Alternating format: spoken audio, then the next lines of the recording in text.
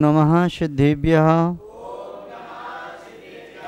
जय बोलिए त्रिकालवर्ती त्रैलोक पूज्य विश्वाराध्य पंच परमेष्ठी भगवान की, अनंत अनंत सिद्ध परमेष्ठी भगवान की, वर्तमान जन शासन नायक श्री वर्धमान महावीर भगवान की, परम पूज्य आचार्य भगवान श्री कुंद कुंद स्वामी मुनि महाराज की, परम पूज्य सिद्धांत चक्रवर्ती आचार्य गुरुदेव श्री विद्यानंद जी महाराज की, विश्व कल्याणकारक अहिंसा प्रधान श्रीमद जैन धर्म की,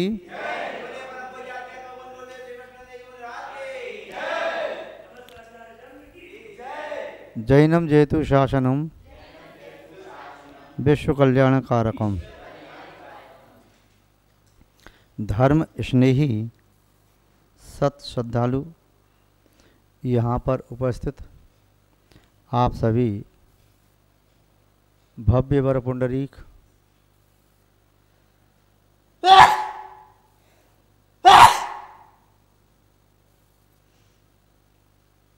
पुण्यात्मा महानुभाव, विगत समय में उत्तम संयम धर्म के संबंध में आपने सुना। आज उत्तम तप धर्म के संबंध में थोड़ी सी चर्चा करते हैं। तप क्या है, जीवन में क्यों आवश्यक है, तप का पात्र कौन होता है, तप का फल क्या है, ये सब बातें देख लेते हैं। मनुष्य अनंत संभावनाओं का पुंज है। वे सभी संभावनाएं पुरुषार्थ के बल से प्रकट होती है। गीली मिट्टी को कोई भी आकार दिया जा सकता है, चाहे नर का या नारकी का, चाहे देव का या त्रियंच का, लघु और विशाल,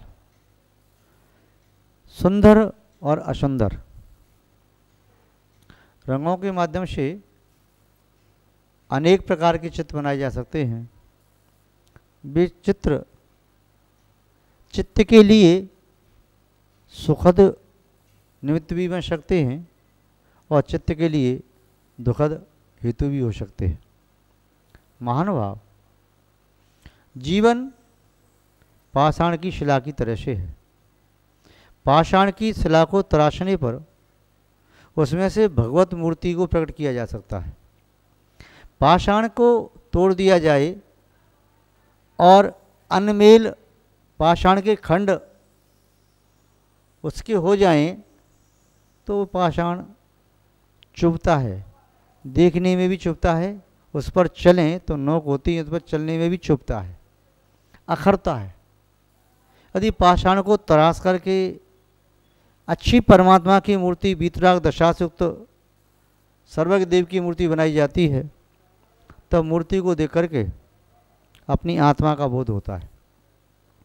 वे जिन मुद्रा सम्यक्त की प्राप्ति में भी कारण बन जाती है। महानुभाव, अनंत संभावनाएं किस प्रकार से व्यक्त की जा सकती हैं, उसका एक ही उपाय है, पुरुषार्थ। पुरुषार्थ के माध्यम से ये मानव अपने अंदर निहित अनंत संभावनाओं को व्यक्त कर सकता है। कैसा पुरुषार्थ करना है? पुरुषार्थ की मुख्य विशेषता है, जैसे पाषाण में से अनावश्यक पत्थर को हटा करके अंदर से मूर्ति निकाली जाती है, ऐसे ही जीवन में से अनावश्यक इच्छाओं को दूर करके फिर जो मूल आत्मा का स्वभाव है, उस स्वभाव को प्राप्त किया जा सकता है। महानुभाव, बिना पुरुषार्थ के कोई भी व्यक्ति कार्य को मूर्त रूप नहीं दे सकता और कार्य के फल को भी प्राप्त नहीं कर सकता। पुरुषार्थ करना आवश्यक है। वी लगाम इच्छाएं इस आत्मा को भिखारी बना देती हैं और इच्छाओं की इतिश्री जहाँ हो जाती है तो वह व्यक्ति सम्राट का सम्राट बन जाता है। आप पढ़ते हैं, चाहा गई इच्छा गही मनवा वे परवाह, जिनको कछु न चाहिए वे साहन की साह। सम्राटों को भी सम्राट भी होते हैं जिन्हें कुछ नहीं चाहिए, जिन्हें कुछ चाहिए तब समझिए वे अभी दासानुदास हैं। एक भिखारी कहीं गंदगी में पड़ा रहता था, कपड़े बहुत गंदे, जीर्ण शीर्ण, चिकनाई के धूल के कारण वे काले जैसे पड़ गए थे। वह वहीं बैठा रहता, गंदगी में पड़ा रहता, वहीं सो जाता। कोई व्यक्ति उसे कोई डाल देता खाने पीने के लिए, खा लेता। ऐसे करते करते उसने अपना पूरा जीवन व्यतीत कर दिया। न तो उसने कभी अपने आप को नहा धो के शुद्ध किया, न कपड़े कभी धोए, न अपनी जगह को कभी झाड़ा उगाड़ा। गंदगी पड़ी है तो पड़ी है वहीं पर। जब वे भिखारी मृत्यु को प्राप्त हो गया तो लोगों ने उसके पार्थिव शरीर को अग्नि के सुपुर्द कर दिया और उस जमीन को भी थोड़ा साफ करवाया, गंदगी को अलग किया।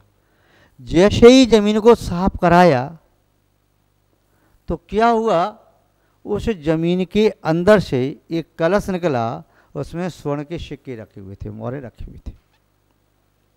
काश वे भिखारी उस जमीन को खोद करके देख लेता, सफाई कर लेता, उस कचरे को अलग कर देता, तब निस्संदेह वह भिखारी बन करके नहीं रहता, सम्राट बन करके रहता। हम और आप भी वे लगाम इच्छाओं के जाल में बंधे हुए, इच्छाओं की जंजीरों में कसे हुए, इच्छाओं के पिंजड़े में पड़े हुए, तड़पते हुए, बिलखते हुए, रोते हुए, चीखते चिल्लाते हुए अपने जीवन को पूरा कर देते हैं, किंतु इच्छाओं की गिरफ्त से बाहर नहीं आ पाते। यदि इच्छाओं को छोड़ करके बाहर आ जाएं तब हम तप के क्षेत्र में आ जाएं, और तप भावना तीर्थंकर प्रगति के बंद कराने वाली है। इच्छा नोदो तपहा, इच्छाओं को कम करना है। इच्छाएं तब कम कैसे होंगी? अपने मन वचन काय की जो डिमांड है, मांग है, उसे पूर्ण मत करो, ब्रेक लगा दो। जैसे संयम में आपने देखा गाड़ी को ब्रेक लगाने से गाड़ी में रुक जाती है, ऐसे ही इच्छाओं में ब्रेक लगाना है। मन वचन काय की प्रवृत्ति में ब्रेक लगाना आपने संयम धर्म देखा। आपने सटकाय जीव की रक्षा करना, पंच इंद्रिय और मन का अनुरोध करना, विजय प्राप्त करना, ये आपने संयम देखा। इच्छाओं पर नियंत्रण करना, ये तप हुआ। तप वह साधन है जिसके माध्यम से साक्षात परमात्म पद की प्राप्ति होती है। संसार में और कोई साधन ऐसा नहीं है जिसके माध्यम से साक्षात परमात्म पद की प्राप्ति हो। जो भी परमात्म पद को प्राप्त करता है, अनंत अवस्था को, सिद्ध अवस्था को प्राप्त करता है, बिना तप के प्राप्त नहीं होती। यहाँ तक कि आचार्य पाद्य साधु की अवस्था भी तप के माध्यम से प्राप्त होती है। इन अवस्थाओं का संबंध शब्द ज्ञान से नहीं है। इन अवस्थाओं का संबंध केवल शारीरिक भेद से नहीं है। इन अवस्थाओं का संबंध बाह्य उपकरणों से नहीं है। इन अवस्थाओं का संबंध किसी स्थान पर जाकर के बैठ जाने से नहीं है। इन अवस्थाओं का संबंध आत्मा की परिणति से है कि आत्मा की परिणति कितनी शुद्ध हुई है, कितना इच्छाओं पर नियंत्रण किया है। इसीलिए उस तप को तीन लोक में वैभव में जो सर्वश्रेष्ठ माने जाते हैं, तीन लोक में वैभव में जो सर्वश्रेष्ठ माने जाते हैं, ऐसे सौधर्म इंद्र आदि भी उस तप की चाह करते हैं, इच्छा करते हैं कि जीवन में तप की प्राप्ति हो। तीर्थंकर प्रभु के तप कल्याण के समय उसे पालकी उठाने का अवसर प्राप्त नहीं होता। प्रसंग बताया जाता है पंच कल्याण में, वह सौधर्म इंद्र झोली फैला करके मनुष्यों से मांगता है कि मुझे अपना मनुष्य हो दे दो, जिससे मैं पालकी उठाने के लिए समर्थ हो सकूं और तीर्थंकर प्रभु के साथ दीक्षा लेके कल्याण कर सकूं। इसलिए ये मनुष्य अवस्था वास्तव में बहुत दुर्लभ है, बहुत दुर्लभ है, सहज नहीं है। आप पढ़ते हैं पूजन में नित्य, जब 10 लक्षण धर्म की पूजन करते हैं, तप चाहे सुर राय कर्म शिखर को वज्र है, 12 विधि सुखदाय क्यों न करे निज शकत सम। 12 प्रकार का तप स्वर्ग के इंद्र भी चाहते हैं, क्योंकि वह तप कर्म रूपी पर्वतों को चूर चूर करने के लिए वज्र की तरह से है, और तप में ही वह शक्ति है जिससे कर्म रूपी पर्वत चूर चूर किए जा सकते हैं, अन्य किसी चीज़ में नहीं है। ज्ञान शोधक होता है, प्रकाश देता है, पहाड़ को प्रकाशित कर दो ज्ञान के माध्यम से, किंतु चूर चूर नहीं हो सकता। आत्मा के ऊपर पड़े हुए कर्मों के पहाड़ शब्द ज्ञान से, आत्मज्ञान से भी ऐसे चूर चूर नहीं होते हैं, वे चूर चूर होते हैं तप का जो हथौड़ा पड़ता है, झुमरा पड़ता है, तप के माध्यम से ब्लास्टिंग होती है तो बड़ी बड़ी चट्टानें छार छार हो जाती। इसलिए तप को इंद्र आदि भी चाहते हैं। तप चाहें सुरराय, कर्म शिखर को वज्र है, द्वादश विध सुखदाय। यह 12 प्रकार का तप अनंत सुख को देने वाला है। क्यों न करे निशक्त सम, अपनी शक्ति अनुसार तू तप को क्यों नहीं करता है। तप शब्द सुनकर के लोग घबरा जाते, भैया तप हम नहीं कर सकते, तप हम नहीं कर सकते। तप सब कर सकते हैं, आप भी कर सकते हैं, हम भी कर सकते हैं। तप का आशय इतना मान के चलें, अपनी इच्छाओं को कम करते चले जाइए, तप के क्षेत्र में आपका प्रवेश हो जाएगा। अपनी इंद्रियों की डिमांड को कम करते जाइए, तप के क्षेत्र में आपका प्रवेश हो जाएगा। और तप हठवादता से नहीं करना है, हठ योग नहीं करना है, हठाग्रह वाला नहीं करना है, सहज तप करना है। सहज तप कहाँ से प्रारंभ हो सकता है? सहज तप का प्रारंभ आप वहाँ से करो, जो तप की भावना कहाँ से बना है, जब आप ग्रस्त जीवन में रह रहे हैं और आपके पास माना 100 जोड़ी कपड़े हैं, 100 सेट हैं। महिलाओं के पास 100 साड़ी, 50 साड़ी, 60, 70, 80, 500 साड़ी भी होंगी। एक बार में कोई भी महिला 500 साड़ी नहीं पहन सकती। 1000 साड़ी भी होंगी तो एक बार में 1000 नहीं पहन सकती। कोई चक्रवर्ती तो है नहीं हुए कि एक बार चक्रवर्ती तरह से 96,000 रूप बना ले तो 96,000 साड़ियाँ पहन ले, ऐसा तो है नहीं। एक बार में शरीर ढांकने के लिए एक साड़ी, एक प्रकार का आभूषण सेट पहना जा सकता है। तो फिर जरूरी तो नहीं है कि 5,000 रखें, 10,000 रखें, 500 रखें, 100 रखें, 50 रखें, कम से भी तो काम चल सकता है। रखी रखी वहाँ खराब हो रही है। तो यहाँ से तप की भावना भाई जाती है। तप की भावना और कहाँ से भाई जा सकती है? और भी तुम्हारे पास जो अनावश्यक सामान है, जो ये सोच करके संग्रह किया है बाद में काम पड़ेगा, रखते जाओ रखते जाओ, वो सड़ रहा है, गल रहा है, तो उस सामान को भी छोड़, वहाँ से छोड़ना प्रारंभ करो। वहाँ से आपके मन में त्याग की भावना आएगी, तप की भावना आएगी, इच्छाओं को निरोध करने की भावना आएगी। आपको कोई व्यक्ति वस्तु देगा, आप हाथ जोड़ ले, भैया क्षमा करो मुझे चाहिए नहीं, भैया क्षमा करो मुझे आवश्यकता नहीं है। यहाँ से तप की भावना प्रारंभ होती है। महानुभाव, तप के बारे में आप पढ़ते हैं पूजन में, क्या पढ़ते हैं? धारा मनुज तन महादुर्लभ, शुक्ल आयु निरोगता, श्री जैन वाणी तत्वज्ञानी विषय पयोगता। महानुभाव, आचार्यों ने लिखा है कि तप के बिना आत्मा का शोधन वैसे ही नहीं होता जैसे नीर के बिना मल पंख का प्रक्षालन नहीं होता। जल शीतल होता है, ऐसे ही तप भी चेतना में शीतलता देने वाला होता है। सूर्य का विमान बाहर से किरणें उसकी उष्ण होती हैं, मूल में ठंडा होता है। ऐसी तप करने वाला तपस्वी बाहर से आपको लग रहा है उष्णता से, वह तप को अग्नि माना है, वह कर्मों को जला रहा है, किंतु अंतर में बड़ी शांति, बड़ी सहजता, सरलता, उससे बड़ा आनंद आ रहा है। दुर्लभ मनुष्य पर्याय है तो इसे तप करना है। नर तन पाए तप करो, करो कर्म का नाश, रवि शश से भी तीव्र है तुम में दिव्य प्रकाश। इस मनुष्य तन को पाकर के तप करना है। बहुत दुर्लभ है मनुष्य तन। 6 डाल में आप पढ़ते हैं, दुर्लभ है निगो से था, दुर्लभ लई जो चिंतामणि त्यों पर्याय लई तस्तणी, लट पिपील आद शरीर धर धर मोर शैव पीर। 12 भावना पढ़ते हैं, दुर्लभ है निगो से थावर अतुष्ट प्राणी, नर काया को सुरपत्र शेषो दुर्लभ प्राणी, उत्तम देश सुसंग दुर्लभ, श्रावक कुल पाना दुर्लभ संग में दुर्लभ समय सब पंचम उठान इत्यादि पढ़ते हैं। महानुभाव, तो दुर्लभ जो है मनुष्य पर्याय, इस दुर्लभ को विशेष काम में लगा करके सार्थक करो, अन्यथा विषय भोगों भोगने से इसकी सार्थकता नहीं है। महानुभाव, व्यक्ति की शायद 5 प्रकार की होती है। एक इच्छा होती है उसकी व्यक्ति की, जो इच्छा क्या होती है उसकी?